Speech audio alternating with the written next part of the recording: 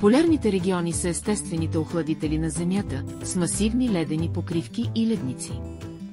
Но тъй като температурата на Земята се повишава поради глобалното затопляне, тези ледени охладители започват да се топят.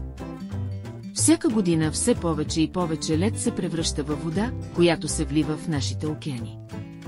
Когато целият този лед се превърне във вода, морските нива по света се покачват. Повишаването на морското равнище може да наводни градовете ни, да застраши домовете ни и да промени формата на бреговете ни.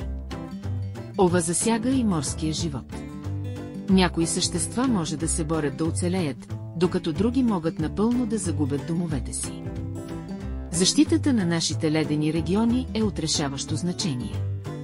Заедно можем да предприемем действия за борба с глобалното затопляне и да защитим нашата планета.